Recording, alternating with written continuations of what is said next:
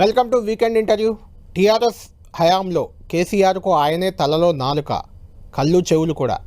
ఏ task అప్పగించినా తూచా తప్పకుండా విజయవంతం చేసే నేత ఆయన. కేసీఆర్ కుటుంబం తర్వాత బీఆర్ఎస్లో ఆయన మాటే చెల్లుబాటు అయ్యేది. అదే ఆయనను పార్టీలో కూడా కొంతమంది శత్రువులను తయారు చేసిందంటారు. ఇప్పుడు కేసీఆర్ అధికారం కోల్పోయాక రేవంత్ సర్కార్కు ఆయన టార్గెట్గా మారారు. కేసీఆర్కు తక్కువ కాలంలోనే నమ్మిన బంటిగా మారిపోయిన ఆ నేతే పల్లా రాజేశ్వర్ రెడ్డి. బీఆర్ఎస్ హయాంలో ఎమ్మెల్సీగా, రైతు బంధు చైర్మన్గా దాదాపు 10 ఏళ్ల పాటు చక్రం తిప్పిన ఆయన ఇప్పుడు జనగామ ఎమ్మెల్యేగా అధికార పక్షంతో ఫైట్ చేస్తున్నారు. అయితే ఇప్పుడు ఆ పల్లా రాజేశ్వర్ రెడ్డి వైపు హైడ్రా వెళ్తుంది. హైడ్రా బుల్డోజర్లు ఆయన స్థలం వైపు వెళ్తున్నాయి. దీంతో ఆయన ఇప్పుడు వార్తల్లో వ్యక్తిగా మారిపోయారు. ఆయనే మన వీకెండ్ గెస్ట్ పల్లా రాజేశ్వర్ రెడ్డి గారు మనతో ఉన్నారు. రాజేశ్వర్ రెడ్డి గారు, గుడ్ ఈవినింగ్. నమస్తే అండి. ఏంటి పల్లా రాజేశ్వర్ రెడ్డి గారు 10 ఏళ్ల పాటు అధికార పార్టీలో ఉన్నారు. కేసీఆర్కు మనం చెప్పినట్టు మీరు అత్యంత సన్నిహితుడు కూడా. ఏ బాధ్యత అయినా అప్పుడు ట్రబుల్ షూటర్గా హరీష్ రావుకు అప్పటి వరకు పేరుండేది. ఆ హరీష్ రావు తర్వాత ఇంకెవరికి బాధ్యతలు అప్పగించాలి అనుకుంటే పల్లా గుర్తొచ్చేది కేసీఆర్కి. అలా చక్రం తిప్పారు మీరు. వాస్తవానికి ఎందుకు ఇప్పుడు రేవంత్ సర్కార్ వచ్చిన తర్వాత జనగామ ఎమ్మెల్యేగా కూడా మీరు ఉన్నప్పటికీ టార్గెట్గా మారిపోయారు? ఎందుకు టార్గెట్ అయ్యారు అసలు? నేను ఒక్కనే కాదు, నాతో పాటు కేసీఆర్, కేటీఆర్, హరీష్ రావు గారు, ఆ తర్వాత కేసీఆర్ గారి కుటుంబంతో పాటు ఎవరైతే బీఆర్ఎస్ నాడు టీఆర్ఎస్ పక్షాన గట్టిగా నిలబడ్డారో ఇవాళ కూడా గట్టిగా నిలబడి 9 ఏళ్ల పాలనని బాగా కీర్తిస్తున్నారో, 9 ఏళ్ల విజయాలను చెప్తున్నారో, ఆ 9 ఏళ్ల విజయాలను వినడానికి సిద్ధం లేక ఇవాళ ఒక మాటలో చెప్పాలంటే 9 ఏళ్ళు అద్భుతంగా ఇవాళ తెలంగాణను బాగా వృద్ధి చేసుకుంటే 9 నెలలు పట్లే ఇవాళ ధ్వంసం చేయడానికి. కాబట్టి 9 నెలల్లో అన్ని రకాల వ్యవస్థలను ధ్వంసం చేస్తుంటే వాని ఇంటా బయట మాట్లాడుతుంటే ఆ రెండిట్లలో కూడా అసెంబ్లీలో మాట్లాడుతుంటే మాట్లాడనీయరు, ఇష్టం వచ్చినట్టు చేస్తుంటారు. బయట మాట్లాడుతుంటే మాట్లాడనీయకుండా కేసులు పెడుతుంటారు, బెదిరిస్తుంటారు, అవమానిస్తుంటారు.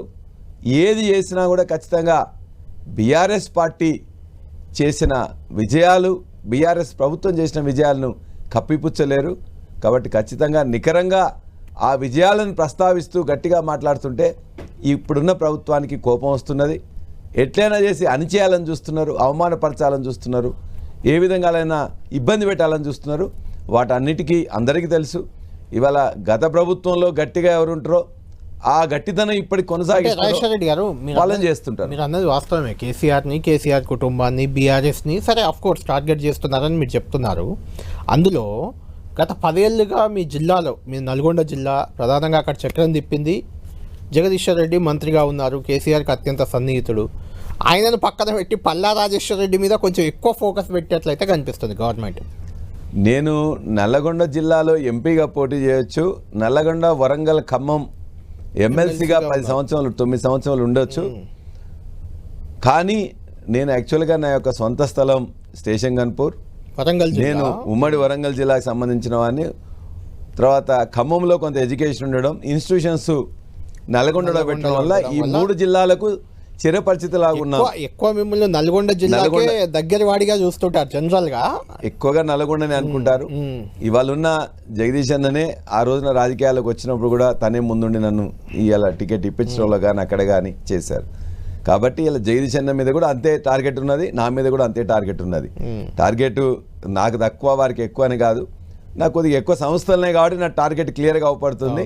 అంతే తప్ప జగదీష్ అన్నను కూడా అదే విధంగా టార్గెట్ చేస్తూ ఉన్నారు. మిగతా ఎవరైతే బీఆర్ఎస్ పక్షాన గట్టిగా మాట్లాడుతున్నారో వాళ్ళందరూ కూడా ఇలా వాళ్ళందరూ చెప్పింది వినాలి అని చెప్పేసి వదిలిపెట్టేసి వాళ్ళందరినీ అంచాలి ఎట్లా అని చెప్పి ఆలోచిస్తున్నారు. అది దురదృష్టకరం. అయితే పల్లా రాజేశ్వర రెడ్డి గారి గతంలో కేసీఆర్ ముఖ్యమంత్రిగా ఉన్నన్నాళ్ళు కూడా మీరు చెప్పిందే ఒక రకంగా వేదంగా నడిచేది. మీ ప్రాపకం కోసం కూడా చాలామంది వచ్చేటోళ్ళు కేసీఆర్ని కలిపిమనో, లేకుంటే ఇష్యూ బేస్డ్. మీరు గ్రాడ్యుయేట్ ఎమ్మెల్సీగా కూడా ఉన్నారు కాబట్టి ఆ సంఘాలు అవి ఇవి చాలా వచ్చేటి మీ దగ్గరికి. ఆ సందర్భంగా మీకు వీలైనంత సహాయం చేసేవాళ్ళు, ఒకవేళ ఆ సహాయం అందని వాళ్ళు కొంతమంది, లేకుంటే మీ పార్టీలో ఉన్న కొంతమంది కొత్తగా వచ్చాడు మాకంటే ముందెళ్తున్నాడనే ప్రయత్నంతో అప్పుడు మిమ్మల్ని కాళ్ళు బట్టి వెనక్కి లాగిన సందర్భాలు కూడా కొన్ని ఉన్నాయి. అంటే మీరు ముఖ్యంగా బీఆర్ఎస్ పార్టీ సభ్యత్వ నమోదు దాని కన్వీనర్గా వ్యవహరించారు. అసలు ఎప్పుడు గతంలో బీఆర్ఎస్ పార్టీకి పెద్ద క్షేత్రస్థాయిలో గ్రౌండ్ కానీ ఏది కానీ పెద్దగా ఉండేది కదా. ఎందుకంటే ఉద్యమ సమయం, పార్టీలకు అతీతంగా అందరూ వచ్చి కలిసి పనిచేసేవాళ్ళు, పెద్దగా పార్టీ కూడా ఉండేది కాదు. కానీ మీరు ఒక రూపకల్పన చేశారు, సభ్యత్వాన్ని భారీగా చేశారు, సంఖ్య పెరిగింది, నాయకులు పెరిగారు. ఇప్పుడు ఏమనిపిస్తుంది అంటే అప్పుడు అంతగా బిల్డప్ చేశారు పార్టీని, ఇప్పుడు కార్యకర్తలు కాదు నాయకులే వెళ్ళిపోతున్నారు కదా మీ పార్టీ నుంచి. కళ్యాణ్ గారు, మీరు నాయకులు పోతుంది కాబట్టి కార్యకర్తలు పోతుంది, పార్టీ పోతుందని చెప్పేసి అనుకున్న అవసరం లేదు. 2015 తర్వాత ఎప్పుడైతే కేసీఆర్ గారి నాయకత్వంలో వారు చెప్పింది చెప్పినట్టు నేను ఆచరించాను. మెంబర్షిప్ చేయడంలో కన్వీనర్గా ఉండొచ్చు, కానీ అనేక మంది నాయకులు, ఆనాటి ఎమ్మెల్యేలు, మంత్రులు, కార్యకర్తలు అందరం కలిసి 50 లక్షల సభ్యత్వం చేసినాం. దాన్ని మొత్తం కూడా డిజిటలైజ్ చేసినాం. ఆ తర్వాత 50 లక్షల కుటుంబాల మొత్తాన్ని కూడా ఇన్సూరెన్స్ చేసినాం. ఈనాటి వరకు కూడా ఈ రాష్ట్రంలో దరిదాపుగా ఇప్పుడు 60 లక్షల సభ్యత్వం కూడా పెరిగింది. ఈ 60 లక్షల మంది కుటుంబాలకి వారు ఎవరు ప్రమాదవశాత్తు చనిపోయినా కూడా వాళ్ళందరికీ 2 లక్షల రూపాయలు దేశంలో ఏ పార్టీ చేయని విధంగా ఇవాళ టీఆర్ఎస్ పార్టీ చేస్తుంది, బీఆర్ఎస్ పార్టీ ఇవాళ చేస్తున్నది. కాబట్టి ఖచ్చితంగా ఆ యొక్క నిర్మాణంలో వారు ఇచ్చిన అవకాశాన్ని ఉపయోగించుకొని చేసిందే తప్ప నాకుండే అనుభవంతో, ఇంతకుముందున్న రకరకాల అనుభవాలతో నేను ఆ టెక్నాలజీ ఉపయోగించుకొని డిజిటలైజ్ చేయడం, ఇన్సూరెన్స్ చేయడం అనేది ఇలా నాయకులకు, కార్యకర్తలకు అందరూ కూడా పనికొస్తుంది. మీరు రెండో మాట చెప్పాను, ఇవాళ చాలామంది నాయకులు అందరూ కూడా వెళ్ళిపోతున్నారని. వెళ్ళిపోయే నాయకులు చాలా పిడికెడు మంది, వాళ్ళందరూ కూడా ఎప్పుడు కూడా ఇందులోకి వచ్చినప్పుడు కూడా ఏదో ఆశ పెట్టుకొని వచ్చారు. ఆ ఆశ అనేది అత్యాశగా మారినప్పుడు వాళ్ళందరూ వెళ్ళిపోతున్నారు. ఎవరికి ఏం తక్కువైందండి? కేశవరావు గారికి ఏమైనా తక్కువైందా? కడియం శ్రీహరి గారికి ఏమైనా తక్కువైందా? పోచారం శ్రీనివాసరెడ్డి గారికి ఏమైనా తక్కువైందా? ఈ విధంగా చెప్పుకుంటూ పోతే అనేక మంది అవకాశాలు వచ్చినాయి, రావడమే కాదు చాలా అనుభవించిండ్రు. ఇలా అధికారాన్ని అనుభవించిండ్రు, అన్ని పనులు చేయించుకున్నారు, అత్యంత ఎక్కువ గౌరవం పొందిండ్రు. ఇలా అత్యంత ఎక్కువ మోసం చేసింది కూడా వాళ్ళే. ఇటువంటి మోసం చేసిన వాళ్ళు భారతదేశంలో చాలా తక్కువ మంది ఉంటారు. కాబట్టి మా టంకశాల అశోక్ గారు రాస్తూ ఒక మాట చెప్పారు, హాల్ ఆఫ్ షేమ్ అని పెట్టినట్లయితే ఇప్పుడు నేను చెప్పిన ముగ్గురే కాకుండా కొంతమంది పేర్లు కూడా అలా పెట్టుకోవాలని చెప్పేసి. కాబట్టి అంత దుర్మార్గంగా ఈ 10 ఏళ్లలో అంతకుముందు ఉన్న కూడా మొత్తం కూడా అనుభవించి ఇలా నాయకుడిని నమ్మించి గొంతుకొసే విధంగా చేసింది. కాబట్టి అటువంటి నాయకులు పోయినందుకు కార్యకర్తలు బాధపడ్డారు తప్ప కార్యకర్తలు ఇంకా చిత్తశుద్ధి వాళ్ళది పెరిగింది.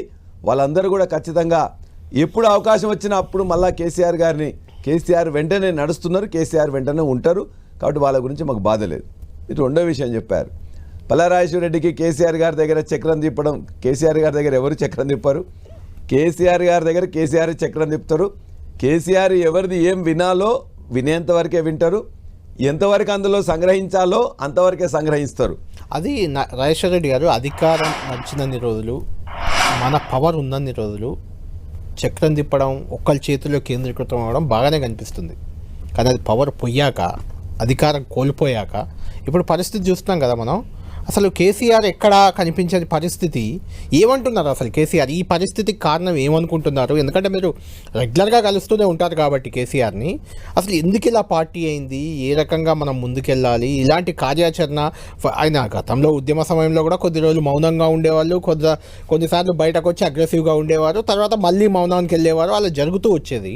ఇప్పుడు ఏంటి కేసీఆర్ ఏమనుకుంటున్నారు, ఎలా ముందుకెళ్ళాలనుకుంటున్నారు, కేసీఆర్ స్ట్రాటజీ ఏంది ఇప్పుడు? కేసీఆర్ గారి గురించి నాకంటే ఎక్కువ మీకు, ఎందుకంటే మీరు ఉద్యమ కాలంలో కూడా రిపోర్టింగ్ చేశారు.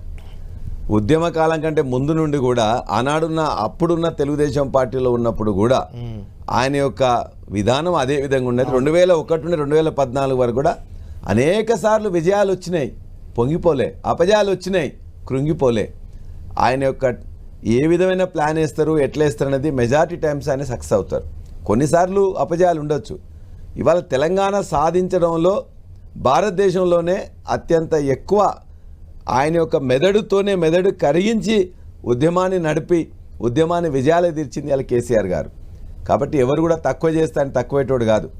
చాలామంది చరిత్ర సృష్టిస్తారన్నాడు. చరిత్ర కాదు, ఈయన భూగోళం కూడా, జాగ్రఫీ కూడా సృష్టించారు.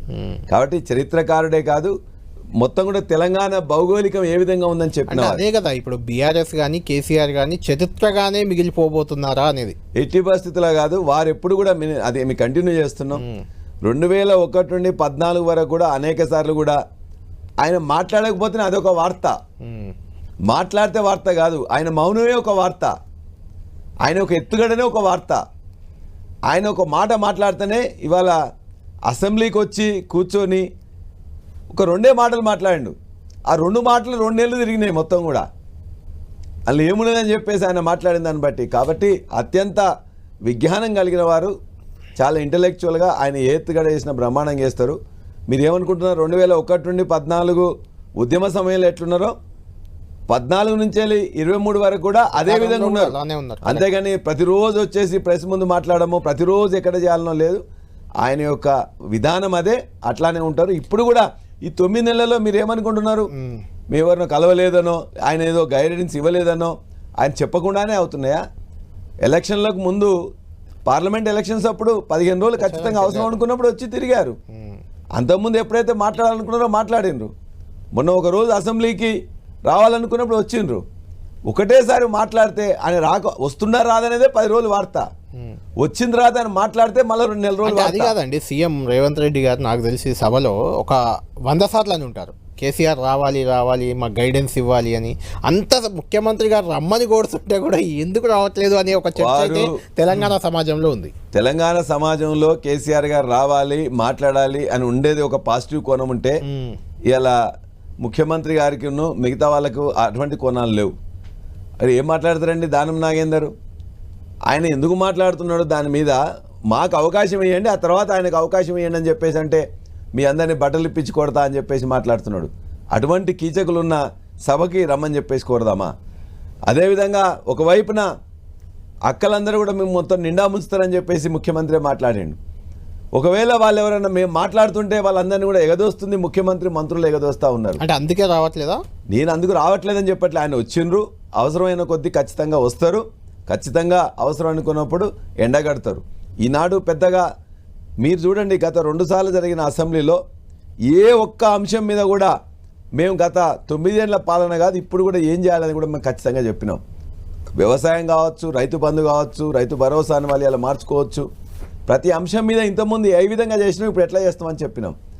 అంకెల లెక్కలతోనే మొత్తం కూడా ఆర్థిక శాఖ మీద వాళ్ళందరూ కూడా అబద్ధాలు చెప్తూ దాని మీద కూడా చెప్పినాం. కాబట్టి వాళ్ళని ధీటుగా మొత్తం కూడా మా యొక్క బీఆర్ఎస్ పార్టీ ఎదుర్కొన్నది. మీరు చూసిండ్రు 2 సభల్లో కూడా అసెంబ్లీలో అయిన దాంట్లో మా దగ్గర ఉన్న ప్రతి వాళ్ళు, అది ప్రశ్న అయినా చర్చ అయినా లేకపోతే ఎటువంటి కార్యక్రమం అయినా కూడా మేము వాళ్ళలాగా బూతులు మాట్లాడలే, అరవలే. మేము చెప్పదలుచుకున్న దాన్ని మాకు అత్యంత తక్కువ సమయం ఇచ్చిండ్రు. మేమేదో 38 మంది ఉన్న మాకు 15 నిమిషాలు అయిపోజేయాలంటారు. ఒక్క సభ్యుడున్న వాళ్ళకి 1 గంట ఇస్తారు, 7 సభ్యులున్న వాళ్ళకి 2 గంటలు ఇస్తారు, మిగతా వాళ్ళకి 3 గంటలు 4 గంటలు వాళ్ళకి లెక్కే లేదు. వాళ్ళ మాటలు మాట్లాడుతుంటే అసలు వాళ్ళ అభూత కల్పనలు కాదు, ఆ సభని అసలు ఎంత బండబూతులు మాట్లాడుతున్నారు వాళ్ళు. ఏది మాట్లాడినా కూడా దానం నాగేందర్ మాట్లాడుతుంటే స్పీకర్ గారు ఏం చెప్పాలి, నువ్వు ఈ విధంగా మాట్లాడొద్దని చెప్పాలి. ముఖ్యమంత్రి ఏం చెప్పాలి, నువ్వు సరైనది కాదు విరమించుకోవాలని చెప్పాలి. ఇటువంటి సంఘటన 1-2 సార్లు అంత గతంలో జరిగితే జగదీష్ రెడ్డి గారు జానారెడ్డి గారి మీద కొద్దిగా కోపం తెచ్చుకొని లెక్కలు సరిగ్గా లేవని చెప్పేసి అంటేనే ఆ విధంగా అనొద్దని చెప్పేసి అంటే జగదీష్ రెడ్డి గారు ఆ రోజున ఇమ్మీడియట్గా సారీ అని చెప్పింది. మరొకసారి కేటీఆర్ గారు కూడా సందర్భం వచ్చినప్పుడు వాళ్ళు ఏదైనా మాట్లాడితే సబితా ఇందారెడ్డి గారు మిగతా వాళ్ళు మాట్లాడితే ఇమ్మీడియట్గా కేసీఆర్ గారు లేసి ఆ విధంగా మాట్లాడొద్దని చెప్పింది. అది సంస్కారం, అది పద్ధతి, సభ నడిపే పద్ధతి. సభలో ఎవరైనా మిగతా సభ్యులు ఉన్నప్పుడు సభ్యుల మీద మాట్లాడుతుంటే నువ్వు హార్ష్గా మాట్లాడడం కాదు, పద్ధతి ప్రకారం మాట్లాడాలి, లాజికల్గా మాట్లాడాలి తప్ప నీ ఇష్టం వచ్చినట్టు బూతులు మాట్లాడి ముఖ్యమంత్రే బూతులు మాట్లాడుతుంటే మంత్రులు దాన్ని పోటీ పడుతుంటే సభ్యులు ఇంకోటి వేరేది ఆశిస్తామని చెప్పి నేను అనుకో. కాబట్టి ఇవాళ సునీత లక్ష్మారెడ్డి గారిని, సబితా ఇందారెడ్డి గారిని ఏ విధంగా అవమానపరిచయం చూసినాం. ముఖ్యమంత్రి ఉప ముఖ్యమంత్రి పోటీపడి చేసిండ్రు. దానం నాగేందర్ మిగతా సభ్యులందరూ కూడా ఏ విధంగా మాట్లాడుతున్న చూస్తున్నాం. కాబట్టి మేము సభలో కేసీఆర్ గారు రాకున్నా కేసీఆర్ గారి ఆలోచనతో, కేసీఆర్ గారి ఆదేశాలతో, కేసీఆర్ గారు నిత్యం మాకు ఏం మాట్లాడాలో ఏంటో కూడా ఎల్పీ సభలో మాట్లాడి మొత్తం కూడా చెప్పిండ్రు. అన్నీ వారే మాట్లాడారు కదా, అంటే ప్రతిరోజు వారే మాట్లాడితే ఇక మిగతా వాళ్ళు ఎందుకు? కాబట్టి వారు కూడా ముఖ్యమంత్రి మొత్తం మాట్లాడాల్సిన అవసరం లే, మంత్రులు మిగతా వాళ్ళందరూ కూడా అవసరమైనప్పుడు మాట్లాడి ఇంకా అవసరం అనుకున్నప్పుడు అప్పుడు ముఖ్యమంత్రి ఇన్వాల్వ్ అవ్వాలి. ప్రతి అవసరం ఉన్నా లేకున్నా రావడం, బండబూతులు తిట్టడం, మొత్తం కూడా దాన్ని మొత్తం డైవర్షన్ పాలిటిక్స్ అబద్ధాలు కూడా అందులో చెప్పడం. అంటే అందుకే రావట్లేదా నేను అనేది అది. లేదంటే ముఖ్యమంత్రిగా లేదంటే తాను 10 ఏళ్ళుగా కూర్చున్న, దాదాపు 9-9.5 ఏళ్ళు కూర్చున్న కుర్చీలో రేవంత్ రెడ్డి కూర్చున్నాడు కాబట్టి ఆయన చూడలేక రాలేకపోతున్నాడు. ముఖ్యమంత్రి గారు అలా కూర్చోవడమో ఇంకోరో కాదు, ఆ విధంగా ఎవరు కూర్చున్నా కూడా అది మనం ప్రజలు మనకి ఇచ్చిన దాన్ని మనం స్వీకరించాలని ముఖ్యమంత్రి గారు మా కేసీఆర్ గారు చెప్పారు. ఇవాళ ప్రజలు నిన్ను ప్రతిపక్ష స్థానంలో కూర్చోమని చెప్పిండ్రు. మీరు ఒక 6 నెలల్లో 9 నెలల్లో సమయం ఇవ్వండి అని చెప్పేసి మాతో చెప్పిండ్రు. అనవసరమైన వాటి మీద మాట్లాడద్దు, వాళ్ళు చేయనియండి, నేర్చుకోనియండి, అవగాహన తెచ్చుకోనియండి. వాళ్ళ యొక్క పథకాలు ఏం చెప్తారో, పాలసీస్ ఏం చెప్తారో, మనకంటే భిన్నంగా ఏం చెప్తారో మీరు కూడా అవగాహన తెచ్చుకోండి. ఆ తర్వాతనే వాటి మీద మాట్లాడండి. కానీ వాడు ఎడ్డమంటే తెడ్డమని చెప్పేసి మాట్లాడద్దు అని చెప్పేసి మాకు స్పష్టంగా మాకు ఎల్పీ మీటింగ్లో కానీ మా పార్టీ మీటింగ్లో కానీ కేసీఆర్ గారు చెప్పిండ్రు. అందుకే ఈ 6 నెలలు 9 నెలలు అనేది చాలా జాగ్రత్తగా వారు కానీ మేము కానీ ఓపికతో సహనంతో చాలా వాళ్ళు ఎన్ని తిట్టినా అవమానపరిచినా బెదిరించినా అన్నిటి కూడా ఇలా దిగమింగుకుంటూ ఉంటున్నాం. ఇప్పుడు ఖచ్చితంగా సమయం వచ్చింది కాబట్టి ప్రతి సమస్య మీద ఇలా రుణమాఫీ వచ్చింది. రుణమాఫీ మీద ఎవరు మాట్లాడినారు? వేరే వాళ్ళు మాట్లాడినరా? వాళ్ళు ఎన్ని పచ్చి అబద్ధాలు మాట్లాడినరు. అబద్ధాలు మాట్లాడమే కాకుండా ఇవాళ ఉండే ఒక టాలెస్ట్ లీడర్ ఉన్న హరీష్ రావు గారిని ఏ విధంగా తిట్టిండ్రు. అవును, రుణమాఫీ అమలు అయితే రాజీనామా చేస్తా అన్నారు హరీష్ రావు. చేయమని అడిగారు కదా, అమలు చేశారు. ఆగస్టు 15 రోజు రుణమాఫీ అయిపోయిందని ప్రకటించారు. ముఖ్యమంత్రి గారు వైరా నియోజకవర్గంలోనే ప్రకటించారు కదా. మీరు 10 టీవీ యొక్క రిపోర్టర్ మిత్రులందరినీ కూడా మీ యొక్క అన్ని కాన్స్టిట్యున్సీలలో ప్రతి ఊర్లో పోయి అడగండి ఎంత అయిందని. 40% కూడా రుణమాఫీ కాలే. వారు ఏం ప్రకటించారు? 40,000 కోట్లు అవసరమవుతుందని చెప్పేసి అన్ని పేపర్ల ద్వారా ఎస్ఎల్బీసీ మీటింగ్లోనే వాళ్ళు ప్రకటించారు. ఆ తర్వాత క్యాబినెట్ పోయే ముందు ఏం చెప్పారు? 31,000 కోట్లు సరిపోతాయని చెప్పేసి క్యాబినెట్ తీర్మానం చేశారు. బడ్జెట్ ఎంత పెట్టిండ్రు? 26,000 కోట్లు పెట్టిండ్రు. నువ్వు ప్రకటించిన రోజున హరీష్ రావు గారిని తిట్టిన రోజున మీరు ఇచ్చిందెంత? 17,000 కోట్లు మేము బీఆర్ఓ ఇచ్చినాం, వాళ్ళకి పంపిస్తున్నాం అని చెప్పిండ్రు. ఆ తర్వాత వారం రోజులకు బట్టి విక్రమార్క గారు ఎస్ఎల్బీసీ మీటింగ్లో ఏం చెప్పారు? మేము డబ్బులు 17,000 కోట్లు వేసినాం, కానీ మీరు 7,500 కోట్లు కూడా ఇవ్వలేదు, కాబట్టి దయచేసి మీరు ఇమ్మీడియట్గా వేయండి అని చెప్పారు. వాళ్ళ యొక్క మంత్రి, వ్యవసాయ శాఖ మంత్రి చెప్పారు, మేము చాలామందికి ఇవ్వలేకపోతున్నాం, వాళ్ళ యొక్క అకౌంట్ తప్పున్నాయి, పేర్లు తప్పున్నాయి, రేషన్ కార్డులు అన్నిట్లో లేరు, రకరకాల పద్ధతులు చెప్తున్నారు.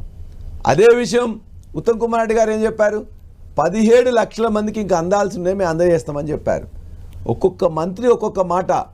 ఇవాళ కూడా రుణమాఫీ అనేది 40% కూడా అందలే. ఎందుకు అందలే? రేషన్ కార్డులో వాళ్ళ పేరు లేదని, పాస్బుక్లు వాళ్ళకి లేవని చెప్పి, వాళ్ళ ఇంట్లో ఎవరో ఉద్యోగం వచ్చిందని, వాళ్ళ యొక్క ఆధార్ కార్డులో నెంబర్ తప్పు పడ్డదని, 2 లక్షల కంటే ఎక్కువ ఉన్నది కాబట్టి మిగతాది కట్టలేదని, 2 లక్షల తర్వాత మిత్తి వాళ్ళు కట్టలేదని, రకరకాల అంశాలతో. మీరు ఇలా చెప్పినప్పుడల్లా గత 10 ఏళ్ళుగా మీరు రుణమాఫీ చేయలేదు, మేము 10 నెలల్లోనే చేశాం, మమ్మల్ని ఎందుకు విమర్శిస్తారని వాళ్ళు అడుగుతున్నారు. అందులో కొంత వాస్తవమే కదా అది. 2 సార్లు కూడా 2014లో నాడు కేసీఆర్ గారు చెప్పింది 1 లక్ష రూపాయలు చేస్తాం, దఫదఫాలు చేస్తున్నాం. 16,250 కోట్ల రూపాయలు మేము చేసినాం. మీరు లెక్కలు చూసుకోండి. అందరికి ఇచ్చినాం, పాస్బుక్ అని, రేషన్ కార్డు అని, ఉద్యోగం అని. అది ముఖ్యమంత్రి రేవంత్ రెడ్డి గారే చెప్పిండ్రు. 16,200 కోట్లు ఒకసారి ఇచ్చిండ్రు. రెండోసారి ఎంత అయింది? 19,000 కోట్లు అయింది. 19,000 కోట్లలో ఎంత ఇచ్చాం? 12,000 కోట్లు ఇచ్చినాం. 7,000 కోట్లని ఇవాళ సిద్ధం చేసినట్లయితే ఆనాడు కాంగ్రెస్ పార్టీ ఎలక్షన్ల ముందు ఎలక్షన్ కమిషన్ దగ్గర పోయి కంప్లైంట్ ఇచ్చి వీళ్ళు ఇస్తుందని చెప్పేసి అంటే మేము కూడా మానుకున్నాం. 16,000, 12,000, మీరు 28,000 కోట్లు ఇచ్చినని చెప్పింది కదా. మేము ఎంతకి ఇచ్చినాం? లక్షకే. 1,00,000 ఉంటేనే 40 లక్షల మంది వచ్చిండ్రు, రైట్?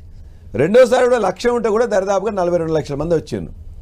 మరి మీరు ఇలా తీర్చిందంతా 2 లక్షలు కదా మీరు చేస్తానది. 2 లక్షలకు 17,000 కోట్లే అవుతుందంట, 22 లక్షల మంది అవుతారట. మరి ఏం లెక్కలు అవి? ఎవరు చేసిన లెక్కలు? ఎవరిని మోసం చేయడానికి? భారతదేశంలోనే అత్యంత పెద్ద మోసం రైతులకు జరిగింది ఇలా రైతు రుణమాఫీ మీద. ఇక్కడ మీరు రుణమాఫీ 40,000 కోట్లు అని చెప్పారు, 7,500 కోట్లు చేశారు.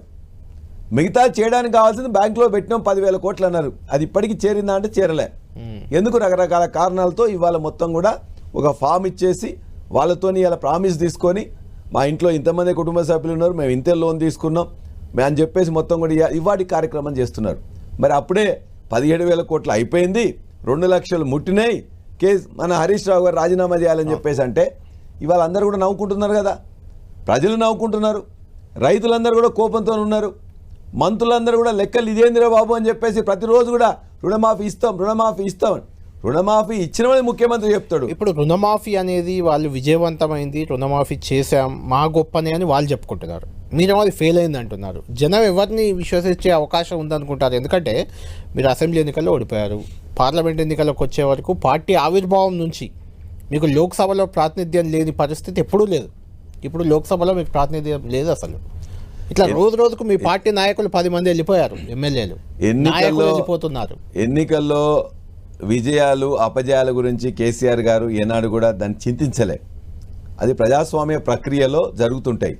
ఇవాళ కేజ్రీవాల్ 2 సార్లు ఢిల్లీలో గెలిచినా కూడా ఒక్క సీటు కూడా ఎంపీ గెలవలేదు ఢిల్లీలో. ఇవాళ కూడా గెలవలే, అంతకుముందు కూడా గెలవలే. ఎంపీ గెలినప్పుడు కూడా మళ్ళీ గెలిచింది కదా. బీజేడీ గెలిచిందా? అంటే మీకు ఎంపీ రాలే, మేము కాదు, బీజేడీ ఉన్నది. బీజేడీ కావచ్చు, అక్కడ వాళ్ళు కావచ్చు, ఏ విధంగానైతే కొన్ని ఎక్కడైతే కాంగ్రెస్ పార్టీ బీజేపీ 2 సంఘటనలు అనేది గట్టిగా వచ్చిన దగ్గర మిగతా ప్రాంతీయ పార్టీలు అనేది ఇవాళ ఎంపీ ఎలక్షన్లలో గెలవలేదు. కాబట్టి ఎంపీ ఎలక్షన్లో గెలవలేకపోవడం వల్ల మేము అయిందని కాదు. ఆ తర్వాత జరిగిన ఎమ్మెల్సీ ఎలక్షన్ ఎంపీ తర్వాత జరిగింది. మేము వాళ్ళే ఇలా టగ్ ఆఫ్ వార్గా వచ్చిన వరంగల్ నా యొక్క వదిలిపెట్టిన సీట్లో. అంటే పల్లా రాజేశ్వర్ రెడ్డి అప్పుడు టఫ్, అప్పుడు వాస్తవానికి నిరుద్యోగులు ఉద్యోగులు అంతా వ్యతిరేకంగా ఉన్నారు ప్రభుత్వం మీద, అది గెలిచే సీటే కాదని వచ్చింది ప్రచారం. రాజేశ్వర్ రెడ్డి మీరు కూడా పోటీకి అంత సుముఖంగా లేని పరిస్థితిలో కేసీఆర్ గారు బరిలో దిగారు, గెలిచారు. ఎందుకు మరి మొన్నటి ఎన్నికల్లో మీరే మీ సొంత సిట్టింగ్ స్థానం, అది మీరు ఎమ్మెల్యే అయ్యారు కాబట్టి వదిలేసిన స్థానం, మీరే అభ్యర్థిని పెట్టుకున్నారు, ఎందుకు గెలిపించుకోలేకపోయారు అక్కడ? మేము ఆల్మోస్ట్ గెలిచినాం. ఇవాళ ఇటువంటి సంకట సమయం వాళ్ళు ఒకవేళ మొత్తం కూడా అందరూ టీచర్లు అన్ని సంఘాలు కూడా ఇలా వాళ్ళకే మద్దతు ఇచ్చినాయి. మొత్తం పార్టీలు కూడా సిపిఐ కానీ సిపిఎం కానీ అన్ని పార్టీలు, ఎవరు కాంగ్రెస్ కానీ కోదండరాం పార్టీ కానీ ఎన్ని పార్టీలు ఉన్నాయో ఈ రాష్ట్రంలో ఉండే అన్ని పార్టీలు, అన్ని విద్యార్థి సంఘాలు, అన్ని యువజన సంఘాలు, అన్ని మొత్తం కూడా వాళ్ళ యొక్క సంబంధించిన మొత్తం చేస్తే కూడా మొత్తం కూడా ఎంప్లాయీస్ సంఘాలు, టీచర్ల సంఘాలు అందరు చేస్తే కూడా మేమే గెలిచేవాళ్ళం. ఇవాళ మొత్తం కూడా మేము కూడా కోర్టులో కేసేస్తున్నాం. ఆల్రెడీ కూడా చెప్పినాం, మాకు పడ్డ ఓట్లను కూడా అబద్ధాలుగా మేము చాలా తక్కువ ఓట్లతో అక్కడ ఓడిపోవడం జరిగింది. ప్రతిసారి కూడా కంప్లైంట్ ఇస్తే మమ్మల్ని ఎవరిని లోపల రానియలే. మాకు వచ్చిన ఓట్లను కూడా మాకు రాకుండా చూసిండ్రు. అయినా మేము బయటికి చెప్పలే, అక్కడే చెప్పినాం. చెప్తే మా యొక్క కంచర్ల భూపాలరెడ్డి గారి మీద కేసు పెట్టిండ్రు. మా రాకేష్ రెడ్డిని బెదిరించి అక్కడున్న ఆనాడున్న వాళ్ళు ఎవరున్నారో అందరికీ తెలుసు. వాళ్ళందరూ కూడా అక్కడ ఉన్న మన ఎవరైతే ఎస్పీ ఉన్నారో, ఎవరైతే మొత్తం కూడా రిటర్నింగ్ ఆఫీస్ ఉన్నారో, మా యొక్క నాయకులను బెదిరించి మమ్మల్ని అందరిని అక్కడికి పోనీయకుండా లోపలికి ఒక్కరే అనుమతిస్తారని చెప్పి చాలా అక్రమాలు చేసిండ్రు. కౌంటింగ్లో ఇన్ని అక్రమాలు ఎప్పుడు కూడా మేము చూడలే. మొట్టమొదటిసారి మేము పోయి మా యొక్క ఏజెంట్ ఏం చెప్తాడు, ఇగో 400 ఓట్లలో మీకు 222 మీకు వచ్చినాయి, 170 వాళ్ళకి వచ్చినాయని చెప్తే అది 2 రివర్స్ చేసి ఉంటాయి. ఆ లోపల ఎవరు చూడరు. 7 కౌంటర్ 7 మొత్తం హాల్స్లో జరుగుతుంటాయి. ఓసారి 4, ఓసారి 5, 7 హాల్స్లో జరుగుతుంటాయి. ఆ జరుగుతున్న కౌంటింగ్ ప్రక్రియను కూడా మొత్తం కూడా మాయ చేసిండ్రు, అక్రమంగా మార్చిండ్రు. ఎప్పుడు కూడా మేము ప్రభుత్వంలో ఇట్లా చూడలే. అయినా కూడా పర్వాలేదు, మొత్తం కూడా ఇవాళ వాళ్ళకే గెలిచిందని చెప్పేసి అనుకున్నాం. మేము ఎక్కడైతే కంప్లైంట్ ఇవ్వాలనో అక్కడే ఇచ్చినాం. మమ్మల్ని బెదిరించినప్పుడు అక్రమంగా ఎక్కడైతే కౌంటింగ్ అయిందని చెప్పేసి అది కూడా బెదిరించి చెప్పి. రాజేశ్వర రెడ్డి గారు, మీరు వామపక్ష ఉద్యమాల్లో ఉన్నారు, ఆ తర్వాత తెలంగాణ మూమెంట్లో ఉన్నారు, ఆ తర్వాత టీఆర్ఎస్లో ఉన్నారు, ఇప్పుడు బీఆర్ఎస్ ఎమ్మెల్యే మీరు. అంటే తెలంగాణ అనే ఒక కాజ్ పక్కన పెట్టడం, కాజ్ అంటే తెలంగాణ అనేది పేరులో నుంచి తీసేసుకోవడం, టీఆర్ఎస్ బీఆర్ఎస్గా మార్చడం, జాతీయ రాజకీయాలు చేస్తాదంటూ ఫ్లైట్లు వేసుకొని వెళ్ళడం కేసీఆర్, తెలంగాణలో కేసీఆర్ ఉండడేమో ఇక పట్టించుకోడేమో అని ఒక ఫీల్ రావడం జనానికి, అదేమైనా ప్రభావం చూపించిందా మీ పార్టీపై? నేను అనుకోవట్లేదండి. తెలంగాణ చాలా మంది అంటుంటారు సరే, వారి అభిప్రాయం వారిది, వారికి వాళ్ళని అనిపించవచ్చు. అంటే దాని పేరు మార్చాలి పార్టీ. మీ నాయకులు కూడా వినోద్ కుమార్ లాంటి వాళ్ళు నా ఇంటర్వ్యూలోనే అన్నారు. అలాంటి అభిప్రాయం మీకు వచ్చిందా?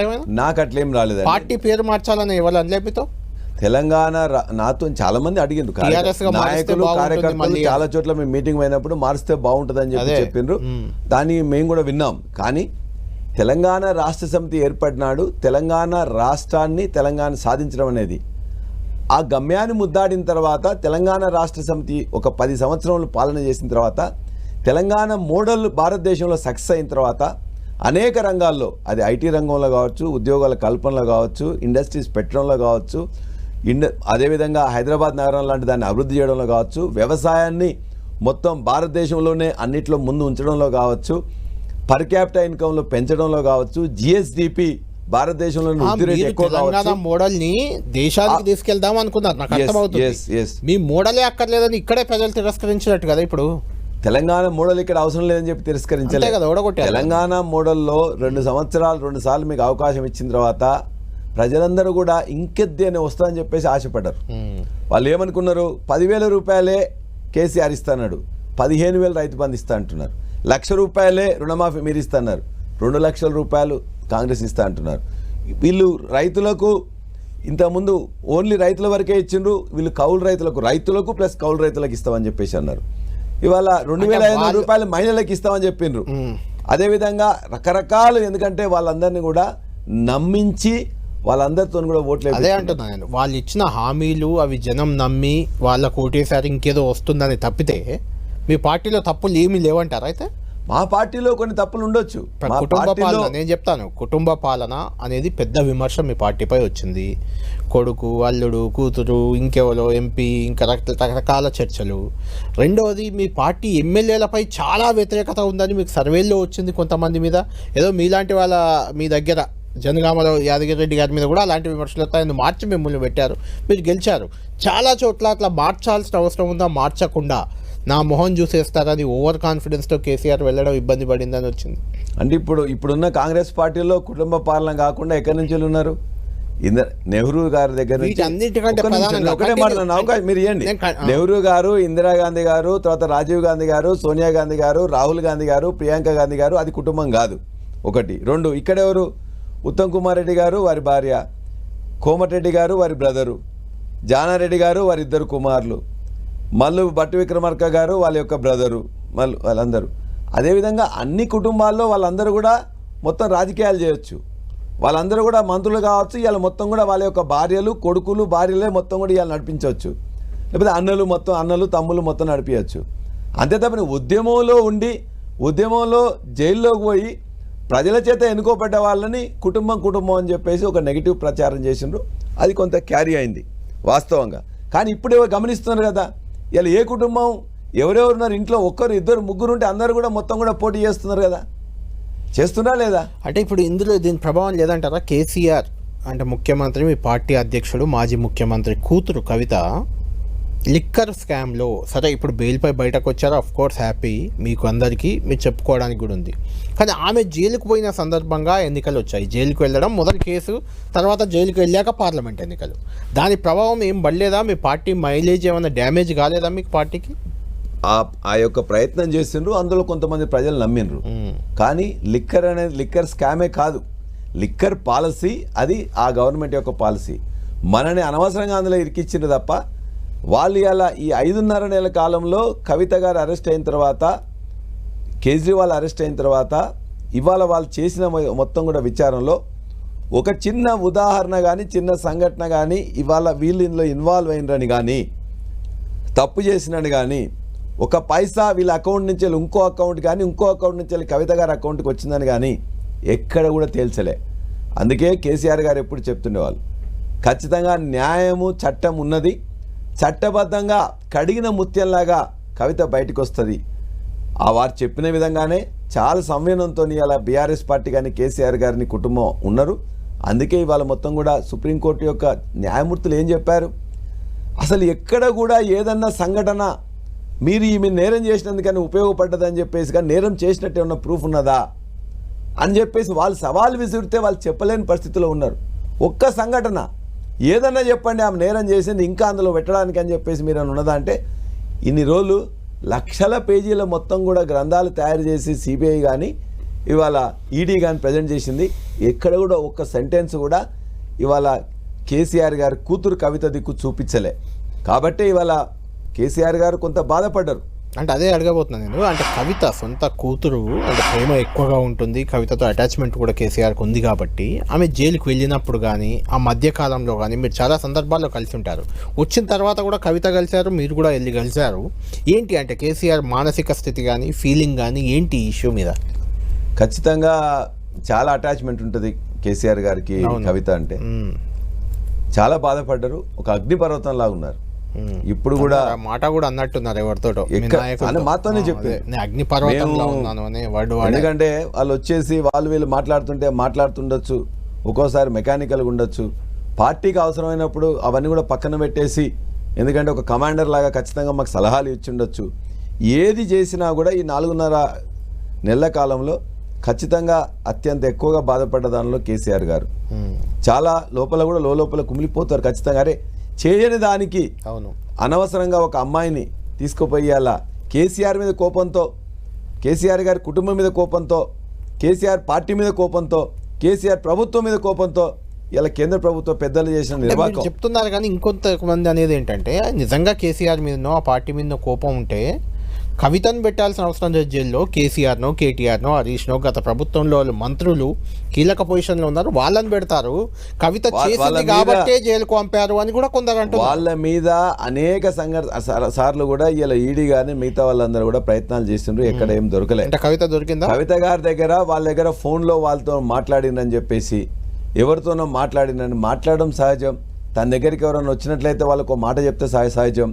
వాళ్ళ యొక్క పాలసీలో వీళ్ళు భాగస్వాములు, ఇక్కడ వీళ్ళ యొక్క దోస్తులు ఎవరైనా అయితే అయిండొచ్చు. అంతే తప్ప కానీ ఆమె యొక్క ప్రత్యక్షంగా కానీ పరోక్షంగా కానీ ఆమె డబ్బులు తీసుకోవడం కానీ ఇవ్వడం కానీ, లేకపోతే అందులో వాళ్ళు చెప్పినట్లు కూడా ఎక్కడ నేరారోపణ ఎక్కడ రుజువు కాలేదు. జైలు నుంచి రిలీజ్ అయ్యాక వడ్డీతో సహా చెల్లిస్తా, నన్ను బలవంతంగా రాజకీయ కక్ష ఇది జైల్లో పెట్టారు అని ఎవరికో ఒక హెచ్చరిక పాస్ చేశారు. అది ఎవరికి, మీ ఉద్దేశంలో ఎవరికి పాస్ చేసినట్టు ఒకటి. రెండోది కవిత అగ్రెసివ్నెస్, ఆమె స్పీచ్ చూస్తే హరీష్ కేటీఆర్ ఆల్రెడీ ఉన్నారు, వాళ్లకు ధీటుగా ఆమె కూడా ఏమైనా మళ్ళీ రాజకీయంగా ఒక కీలక రోల్ ప్లే చేయడానికే రంగం సిద్ధం చేసుకున్నట్లయితే కనిపిస్తుంది. మీకేమనిపిస్తుంది? మీ యొక్క ఊహాగానాలు మీరు, ఎందుకంటే మీరు రిపోర్టర్స్, మీకేమనిపించింది చెప్పండి. అందరూ కూడా సీనియర్ రిపోర్టర్స్ కాబట్టి మీరు అందరూ కూడా ఎవరు ఏదైనా ఊహించుకోవచ్చు. మీరు అందులో నన్ను ఇరికించడం సరైనది కాదు. ఒకటి. రెండు, ఇవాళ ఆమె మొదటి నుండి తెలంగాణ ఉద్యమంలో ఉన్నది. జాగృతి అనేది సంస్థ ఏర్పాటు చేసిండ్రు. బయట ఇక్కడ మంచిగా చదువుకున్నారు, బయట దేశంలో కూడా బాగా ఎక్కువగా కూడా అనేక దేశాలు తిరిగి తెలంగాణ వాదాన్ని, తెలంగాణ సంస్కృతిని చాలా ఎక్కువగా కూడా మొత్తం కూడా ప్రచారం చేసి అలా మొత్తం విరివిగా ప్రచారం కల్పించిన వల్ల వారు. కాబట్టి అవగాహన నుండి అందులో కూడా ఈ కేసీఆర్ గారి తర్వాత one of the tallest leader పార్లమెంట్లో ఉన్నారు, మిగతా రాష్ట్రాలు అందరితో కూడా సంబంధాలు ఉన్నాయి. కాబట్టి ఆమె వార్నింగ్ అగ్రెసివ్ స్పీచ్ ని బట్టి నేను అడుగుతున్నాను అంతే. ఖచ్చితంగా చూస్తారు ఎవరికి ఆ వార్నింగ్, 4.5 నెలలుగా బాధపడ్డప్పుడు, అనవసరంగా తనని కేసులో ఇరికించినప్పుడు, ఆ జైల్లో ఉంచినప్పుడు, ఆ జైల్లో నుంచి వచ్చినప్పుడు ఖచ్చితంగా ఆ బాధ ఏదైతే దుఃఖం ఖచ్చితంగా ఉంటుంది. కాబట్టి ఆమె ఎవరికి వార్నింగ్ ఇచ్చిందని మీరు ఆలోచించాలి. బీజేపీ ఎవరైతే తనను అక్రమంగా ఇరికించిండ్రో, ఎవరైతే తన చట్టానికి వ్యతిరేకంగా అన్ని రోజులు పెట్టినరో, ఎవరైతే పెట్టినరో కారణభూతులు ఎవరైతే వాళ్ళకి అది వార్నింగ్ ఇచ్చింది. ఈడీ సిబిఐ కేంద్రం కంట్రోల్లో ఉంటాయన్నారు. గతంలో కూడా కవిత జైలు నుంచి వచ్చేటప్పుడు పోయేటప్పుడు అప్పుడప్పుడు మాట్లాడుతూ బీజేపీనే టార్గెట్ చేశారు. అది బీజేపీకే వార్నింగ్గా కనిపిస్తుంది కూడా, అందులో ఎలాంటి అనుమానం లేదు. అయితే బీజేపీ బీఆర్ఎస్ ఒక్కటే, ఈ రెండింటి మధ్య అవగాహన ఉంది, ఈ రెండు విలీనం కాబోతున్నాయి, అందులో భాగంగానే బెయిల్ వచ్చిందనే విమర్శలు కూడా మీ మీద ఉన్నాయి. పార్టీలు విలీనమని బీజేపీ వాళ్ళు ఏమంటారు, కాంగ్రెస్తో పాటు విలీనమని చెప్తారు. కాంగ్రెస్ వాళ్ళు ఏం చెప్తున్నారు, బీఆర్ఎస్ బీజేపీతో విలీనం అవుతుందని చెప్తున్నారు. వాడు వీళ్ళకి సెకండ్ పార్టీ అంటే వాళ్ళకు వీళ్ళకి సెకండ్ అని చెప్పేసి వాళ్ళు చెప్తున్నారు. కాబట్టి ఈ విధమైన చర్చలు అనేది అక్రమంగా చాలా అన్యాయంగా మాట్లాడుతున్నారు. కేటీఆర్ కేంద్ర మంత్రి అని రకరకాల ముఖ్యమంత్రి రేవంత్ రెడ్డి గారే స్వయంగా అన్నారు. ఈ ఎన్నికల్లో వాళ్ళు గెలవడానికి వాళ్ళ యొక్క అభూత కల్పనలు, అబద్ధాలు, అసత్యాలు, వాళ్ళ యొక్క యూట్యూబ్లు కొత్తగా పెట్టుకొని అనేక మంది వాళ్ళని మొత్తం కూడా మోసం చేయడం ద్వారా, ప్రజలను మోసం చేయడం ద్వారా ఇవాళనే గెలిచాను. ఆ మోసం, ఆ అబద్ధాలు, అసత్యాలు ఇంకా కొనసాగిస్తున్నారు. ఏదో కేసీఆర్ గారు వెంటనే, కేసీఆర్ గారు పార్టీ పెట్టింది 14 సంవత్సరాలు, ఆ తర్వాత 10 సంవత్సరాలు 24 సంవత్సరాలు ఉంది. 24 సంవత్సరంలో లక్షలాది మంది నాయకులు, కార్యకర్తలు ఉన్నారు. ఏదో ఊరికనే వీళ్ళందరూ మాట్లాడినంత వీళ్ళందరూ వీళ్ళ ఉడుతూపులకు భయపడేది ఏం లేదు. వీళ్ళ యొక్క ఇష్టం వచ్చినట్టు వాళ్ళు మాట్లాడగానే కేసీఆర్ గారు లేకపోతే నాయకులు కార్యకర్తలు ఒకరోజు ఇలా మాట్లాడిన రేపు కలిసిపోతాను అయిపోయిందా? అప్పుడే చెప్తారు కదా వాళ్ళందరినీ కూడా. ఎవరెవరైతే అడ్డంగా మాట్లాడినో వాళ్ళందరి మీద కూడా మేము డిఫమేషన్ కేసులు వేసినాం, క్రిమినల్ కేసులు వేసినాం, వాళ్ళ మీద కూడా చర్య తీసుకోబోతున్నాం. రైట్. పార్టీ బలోపేతానికి కేసీఆర్ మళ్ళీ రంగంలోకి దిగుతున్నారు, ఏదో రైతు యాత్రలు ఇలాంటి కార్యక్రమాలు చేపడుతున్నారు అని ఒక చర్చ మీ పార్టీలో ఉంది. కొంత ఫీలర్స్ కూడా వదులుతున్నట్టున్నారు. అంటే అది ఉందా? అలాంటి అవకాశం ఏమైనా ప్లాన్ చేస్తున్నారా? కేసీఆర్ గారు రంగంలోకి వెళ్ళి పోతే కదా రంగంలోకి దిగడం ఏంటి? 2001 కంటే ముందు అట్లనే ఉన్నాడు. 2001 నుండి 14 వరకు అట్లే ఉన్నాడు. 14 నుంచి 23 వరకు కూడా అట్లే ఉన్నారు. ఇప్పుడు కూడా అంతే. ఎప్పుడు అవసరమైతే అప్పుడే మాట్లాడతాడు, ఎప్పుడు అవసరమైతే అప్పుడే ఎత్తుగడేస్తారు, ఎప్పుడు అవసరమైతే అప్పుడే ప్రజల దగ్గరికి వెళ్తారు. అంతేగాని 9 నెలలు కాలేదు, వాళ్ళు రాకముందే రోజు వచ్చేసి వీధులలో మాట్లాడుతూ తిడుతూ వాళ్ళందరూ కూడా సమయం అయిపోయిందా ఇంకా ఉందా? ఖచ్చితంగా అవసరం. ఇప్పుడు ఈ వాళ్ళు ఏదైతే చాలా చెప్పినరో 100 రోజుల్లో మేము చేస్తామని చెప్పిండ్రు, చేయలేకపోయినరు. 2 లక్షల రుణమాఫీ చేస్తాన్నారు, చేయలేకపోయినరు. ఇలా ఎడ్యుకేషన్ శాఖ అయితే గురుకులాలు మొత్తం కూడా ఇలా మూతపడేటానికి వస్తున్నాయి. పిల్లలు ఆహాకారాలు చేస్తున్నారు, ఏడుస్తున్నారు. వాళ్ళందరికీ భోజనం లేదని చెప్పేసి మొత్తం ఏడుస్తున్నారు. విషాహారం తింటున్నారు అని చెప్పేసి, కనీసం టాయిలెట్లో నీళ్ళు రావట్లేదని చెప్పేసి రకరకాల బాధలతో ఇలా 1000 గురుకులాల్లో ఉన్న లక్షలాది మంది వాళ్ళు బాధపడుతుంటే ఎక్కడెక్కడ సమస్యల మీద మేము మాట్లాడుతున్నాం. ఆ సమస్యల మీద మేం కాదు, కేసీఆర్ గారు కూడా మాట్లాడాలనుకున్నప్పుడు కేసీఆర్ గారు ఖచ్చితంగా మాట్లాడతారు. అదే కేసీఆర్ గారు ఎక్కడో కొత్తగా వస్తారా కొత్తగా ఇంకా అంటారు కాదు, వారు ఎప్పుడు కూడా మా వెంటనే ఉన్నారు, మాకు గైడ్ చేస్తూనే ఉన్నారు. ఎప్పుడెప్పుడు ఎక్కడ అవసరం ఉందో ఎలక్షన్ల ముందు మాట్లాడిండ్రు, ఎంపీ ఎలక్షన్ల ముందు మాట్లాడిండ్రు. ఆ తర్వాత మాకు అసెంబ్లీ అప్పుడు కూడా మాకు కావాల్సిన దిశానిర్దేశం చేసిండ్రు. ఇవాళ కూడా ఎప్పుడెప్పుడు ఎక్కడెక్కడ అవసరం ఉంటే అప్పుడే మాట్లాడతారు తప్ప ఆయన ఎప్పుడు రంగంలో లేకుండా ఆయనే అంటే 24 గంటలు ఆయన ఉండాలని చెప్పేసి ప్రజలేం కోరుకోవట్లేదు. ఆయన ఎప్పుడు ఎట్లా వస్తాడో అప్పుడు ఆయన యొక్క అవసరాన్ని బట్టి ఆయన వస్తారు, మాట్లాడతారు. ఈ యొక్క తెలంగాణ ప్రజలకు కావాల్సిన ఊరట చేకూరుస్తారు. రైట్. పల్లా రాజేశ్వర రెడ్డి గారు, ఇప్పుడు కీలక అంశానికి వద్దాం. ఇప్పుడు తెలంగాణలో ఎక్కడ చూసినా, ముఖ్యంగా హైదరాబాద్లో బీఆర్ఎస్ నేతల్లో హైడ్రా దడబుట్టిస్తుంది. ఎప్పుడు ఎవరి వైపు ఆ బుల్డోజర్లు వస్తాయో అర్థం కాని పరిస్థితి. ఆ బుల్డోజర్ ఇప్పుడు పల్లా వైపు కదులుతున్నట్లు, Palla Rajeshwara Reddy Anurag university medical college వైపు కదులుతున్నట్లు ఒక చర్చ. అంటే మీరు భూ కబ్జా చేశారు, ఆ భూమిని తీసుకుంటాము. గతంలో కూడా మీపై ఇలాంటి ఆరోపణలు చాలా వచ్చాయి. ఇప్పుడు కూడా FTLలో బఫర్ జోన్లో మీ కాలేజీలు ఉన్నాయి. ఇలాంటి రకరకాల చర్చలు జరుగుతున్నాయి. దీనిపై నేను స్వయంగా హైడ్రా కమిషనర్ రంగనాథ్ గారితో మీ అంశాన్నే ప్రస్తావించాను, ఆయనతో మాట్లాడాను కూడా. ఆయన ఏమన్నారు, నేను అడిగిన ప్రశ్నకి ఆయన ఏం సమాధానం ఇచ్చారో ఒకసారి మీరు చూడండి. చూసాక దానిలోకి వెళ్దాం మనం. పల్లా రాజేశ్వర రెడ్డి గారికి ఇరిగేషన్ శాఖనే అనుమతి ఇచ్చింది అక్కడ కట్టుకోవడానికి. ఇప్పుడు పోయి ఇరిగేషన్ శాఖ ఏఈ ఒక అతను పోలీస్ కంప్లైంట్ చేశాడు. అంటే దాన్ని మీరు కూల్చడానికి రంగం సిద్ధం చేస్తున్నారా? లేదు, దీంట్లో కూడా అందుకోసమే చాలా స్పష్టంగా ఉండాలి. గతంలో అంటే ఇరిగేషన్ పర్మిషన్ ఇచ్చారు, అవును. ఇప్పుడు ఇరిగేషన్ లేదు అని అంటున్నారు, అవును. పార్టీలు మారినప్పుడల్లా పర్మిషన్లు మారకూడదు. అంటే రాజకీయాలు అనేది దీంట్లో రాకూడదు. రేపు అందుకోసం ఇరిగేషన్ వాళ్ళకి మేము అందుకో NRSC వాళ్ళని కూడా పిలిచాం. అసలు ఇది లేకుండా మనం FTL ఎలా డిసైడ్ చేస్తాము, అసలు ఇరిగేషన్ వాళ్ళు ఈ ఎవడికి వాడు కాసేపు ఇటు కాసేపు అటు మాట్లాడటం లేకుండా సైంటిఫిక్గా చేసేదాన్ని చేస్తాం. చేసి రేపు ఒకవేళ అధికారులు ఇట్లాంటి ఎవరన్నా చేస్తే కనుక రేపు డెఫినెట్గా ప్రాసిక్యూట్ అవుతారు వాళ్ళు.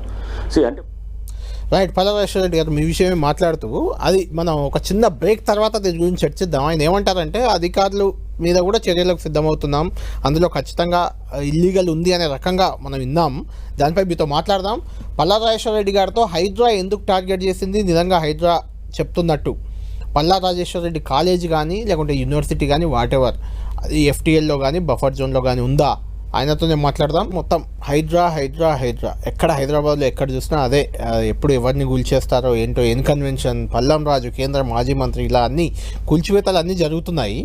అల్టిమేట్గా వాళ్ళు బీఆర్ఎస్ నేతలనే టార్గెట్ చేసి ముందు ఇవి చేస్తున్నారు అనే భయం బీఆర్ఎస్ నేతల్లో ఉంది.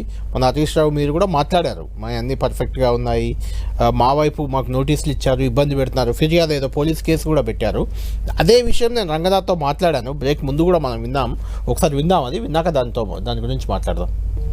పల్లా రాజేశ్వర రెడ్డి గారికి ఇరిగేషన్ శాఖనే అనుమతి ఇచ్చింది అక్కడ కట్టుకోవడానికి. ఇప్పుడు పోయి ఇరిగేషన్ శాఖ ఏఈ ఒక అతను పోలీస్ కంప్లైంట్ చేశాడు. అంటే దాన్ని మీరు కూల్చడానికి రంగం సిద్ధం చేస్తున్నారా? లేదు, దీంట్లో కూడా అందుకోసమే చాలా స్పష్టంగా ఉండాలి. గతంలో అంటే ఇరిగేషన్ పర్మిషన్ ఇచ్చారు, అవును. ఇప్పుడు ఇరిగేషన్ లేదు అని అంటున్నారు. అవును. పార్టీలు మారినప్పుడల్లా పర్మిషన్లు మారకూడదు. అంటే రాజకీయాలు అనేది దీంట్లో రాకూడదు. రేపు అందుకోసం ఇరిగేషన్ వాళ్ళకి మేము అందుకు ఎన్ఆర్ఎస్సి వాళ్ళని కూడా పిలిచాం. అసలు ఇది లేకుండా మనం ఎఫ్టీఎల్ ఎలా డిసైడ్ చేస్తాము, అసలు ఇరిగేషన్ వాళ్ళు ఈ ఎవడికి వాడు కాసేపు ఇటు కాసేపు అటు మాట్లాడటం లేకుండా సైంటిఫిక్గా చేసేదాన్ని చేస్తాం. చేసి రేపు ఒకవేళ అధికారులు ఇట్లాంటి ఎవరన్నా చేస్తే కనుక రేపు డెఫినెట్గా ప్రాసిక్యూట్ అవుతారు వాళ్ళు. అంటే రైట్. పల్లరాజేశ్వర రెడ్డి గారు, అంటే మీకు నోటీస్ ఇంకా హైడ్రా ఇవ్వనట్టుంది. ఆ ఇరిగేషన్ అధికారి ఎవరో పోయి పోలీస్ కంప్లైంట్ ఇచ్చారు, దాని గురించే రంగనాథ్ గారు రియాక్షన్ కూడా చూశారు. ఏం చెప్తారు మీరు? ఇప్పుడు మీరు మాట్లాడినప్పుడు రంగనాథ్ గారు చెప్పారు, అధికారులు మారినప్పుడు అంటే ప్రభుత్వాలు మారినప్పుడు అలా ఎఫ్టీఎల్ మారదు, బఫర్ జోన్ లేకపోతే బఫర్ జోన్ మారదు, లేకపోతే ఎన్ఓసీలు మారాయి. అవును. నేను దాన్ని ఒక 2 నిమిషాలు మీకు చెప్పిన తర్వాత నేను ఏదైతే 17.5 ఎకరాల్లో ఇవాళ Neelima institute of medical sciences, అదేవిధంగా నీలిమా హాస్పిటల్స్ కడుతున్నాను, ఆంధ్రా యూనివర్సిటీ యొక్క హాస్టల్స్ కూడా ఉన్నాయో, దానికి సంబంధించిన నేను land conversion agriculture to non agriculture తీసుకున్నా. ఇది మీ దగ్గర కూడా ఎన్టీవీలో ఆఫీస్లో పెడతా, వారికి కూడా నేను పంపిస్తున్నా, మీకు కూడా పంపిస్తా. రెండవది ఎన్ఓసి 2017లో చాలా క్లియర్గా ఇది బఫర్ జోన్లో రాదు, అదేవిధంగా ఎఫ్టీఎల్లో రాదు అని చెప్పేసి క్లియర్గా ఒక జాయింట్ ఇన్స్పెక్షన్ కమిటీ రిపోర్ట్ వేసి ఎవరెవరు సంతకం చేసిండ్రు, mandal surveyor, mandal revenue officer, AE irrigation, అదే దాన్ని బేస్ చేసుకొని ఇది ఇస్తాడు జాయింట్ ఇన్స్పెక్షన్ రిపోర్ట్. ఆ తర్వాత కలెక్టర్, ఆనాడున్న collector Medchal collector MV Reddy garu దీన్ని డిస్ట్రిక్ట్ కమిటీలో పెడతాడు, డిస్ట్రిక్ట్ లెవెల్ కమిటీలో పెట్టి దీన్ని మొత్తాన్ని కూడా దీనికి ఏమి ఇబ్బంది లేదు ఇవ్వాలని చెప్పేసి అంటారు. ఆ తర్వాత హెచ్ఎండిఏ మొత్తం కూడా ఈ పర్మిషన్స్ మొత్తం ఇస్తుంది. అంటే district collector IAS officer, HMDA ఆయన ఐఏఎస్, తర్వాత ప్రిన్సిపల్ సెక్రటరీ జీవై చేతను ఐఏఎస్, 3 ఐఏఎస్లు, అనేక మంది ఇరిగేషన్ ఆఫీసర్లు, మొత్తం వాళ్ళు ఇచ్చి నీ భూమి అనేది నీదే, ఏదైతే 813 సర్వే నెంబర్లు ఉందో మేమే అడిగినాం. ఎందుకంటే 6 ఏజెన్సీ నుంచి వెళ్ళి తీసుకోవాలి, ఇరిగేషన్ నుంచి వెళ్ళి, రెవెన్యూ దగ్గర నుంచి వెళ్ళి, తర్వాత ఫైర్ డిపార్ట్మెంట్ దగ్గర నుంచి వెళ్ళి, హెచ్ఎండిఏ దగ్గర నుంచి వెళ్ళి, ఎయిర్పోర్ట్ అథారిటీ దగ్గర నుంచి వెళ్ళి, అదేవిధంగా ఏదైతే పొల్యూషన్ కంట్రోల్ బోర్డు నుంచి, ఈ 6 దగ్గర నుంచి వెళ్ళి ఎన్ఓసీలు తీసుకోవాలి. కాబట్టి ఇది పెద్ద బిల్డింగ్ అని చెప్పి తీసుకున్నాం. 6 ఎన్ఓసీలు ఇస్తారు, జీవో ఇస్తారు, పర్మిషన్స్ ఇస్తారు. ఇవాళ చెరువు ఎఫ్టీఎల్ అనేది ఇంతకుముందు 42 ఎకరాలు ఉంది, ఇలా 60 ఎకరాలు అయిందని చెప్పి చెప్తారు. తగ్గుతుంది కానీ జనరల్గా పెరగాలి. 42 ఎకరాలు ఓకే, మేము చెప్పినాం 42 ఎకరాలు అనేది మేము చెప్పేది. రంగనాథ్ గారు మాట చెప్పారు, ఎఫ్టీఎల్ ఫిక్స్ చేయమన్నారు కదా. ఎఫ్టీఎల్ ఫిక్స్ చేయడానికి ఇవాళ మీకు కావాల్సింది ఏంటి? హెచ్ఎండిఏలోనే లేక్స్ అని చెప్పేసి ఇవాళ నేను మాట్లాడుతున్నా కదా. ఇవాళ ఎవరు క్లిక్ చేసినా హెచ్ఎండిఏలో లేక్స్ లోకి పోతే నాదం చెరువు ఎంత ఉందని చెప్పి చూస్తే చెప్తారు 42 ఎకరాలని తెలుస్తారు. కానీ అధికారులు ఏం చెప్పిండ్రు, కోర్టులో కూడా పచ్చి అబద్ధం చెప్పిండ్రు, 60 ఎకరాలు ఉందని చెప్తారు. 42 ఎకరాలు ఉందని చెప్పేసి నాకు రాసిస్తారు. ఇవాళ కూడా హెచ్ఎండిఏ దాంట్లో చెప్తారు. అదేవిధంగా ఇగో మాకు ఇచ్చినప్పుడు వాళ్ళు చెప్పింది ఇది 42 ఎకరాలు మాత్రమే ఉందని చెప్పేసి, ఇగో ఇది గ్రామంలో ఉన్నదని చెప్పేసి ఇచ్చిండ్రు. ఆ తర్వాత సర్వే ఆఫ్ ఇండియా మ్యాప్లో కూడా ఎక్కడి నుంచి వెళ్ళి వీళ్ళందరూ ఈ 2 కూడా వస్తుందని చెప్పేసి ఇది సర్వే ఆఫ్ ఇండియా మ్యాప్. అసలు అక్కడ చెరువే లేదు, అక్కడ ఏమున్నది, పెద్దది ఒక మాటు లాగున్నది, 2 అంటే చిన్నది ఉన్నది, దాంతో ప్రకారం ఇది వచ్చిందని చెప్పేసి సర్వే ఆఫ్ ఇండియా మ్యాప్. అదేవిధంగా ఇంతకుముందు రంగనాథ్ గారు అన్నారు ఏమని, ఇస్రో ద్వారా ఎన్ఆర్ఎస్ఏ వస్తాయని. ఇగో ఇస్రో ద్వారా ఎన్ఆర్ఎస్ఏ ఇచ్చిన దానిలో ఇగో 813 అనేది ఎక్కడ కూడా ఇవాళ ఇది లేదు. ఇది ఇస్రో మ్యాప్, ఎన్ఆర్ఎస్ఏది. ఇది మీకు కూడా నేను ఇక్కడే ఇచ్చి వెళ్తాను. ఇగో 814, 815, 816 అనేది ఇక్కడ చెరువు ప్రాంతం ఉంది. 813లో లేదు సర్వే నెంబర్ లో. 813 నా సర్వే నెంబర్. ఇలా 813 సర్వే నెంబర్ లేదని చెప్పారు. ఇగో దాంతోనే ఇగో 813లో 2 స్ట్రీమ్స్ ఇక్కడ ఇట్లా వచ్చినాయి. ఆ 2 స్ట్రీమ్స్ లో ఇగో 813 అనేది కూడా ఇక్కడ ఇందులో లేదు అని చెప్పేసి క్లియర్ గా ఉన్నది. అంటే ఇస్రో మ్యాప్లు ఉంటాయి, ఎన్ఆర్ఎస్ఏ ఉంటాయి, సర్వే ఆఫ్ ఇండియా ఉంటాయి, మీ అధికారులు ఇచ్చినవి ఉంటాయి. కానీ పల్లరాజేశ్వర రెడ్డి దానిలో ఉందని చెప్పేసి నోటీస్ ఇవ్వకుండానే కొట్టేసేద్దామని చెప్పేసి ఉంటారు. ఎందుకు మీరు అనుమానపడ్డారు? వాళ్ళు నోటీసే ఇవ్వలే, కొట్టేస్తారని ఎందుకు అనుకున్నారు?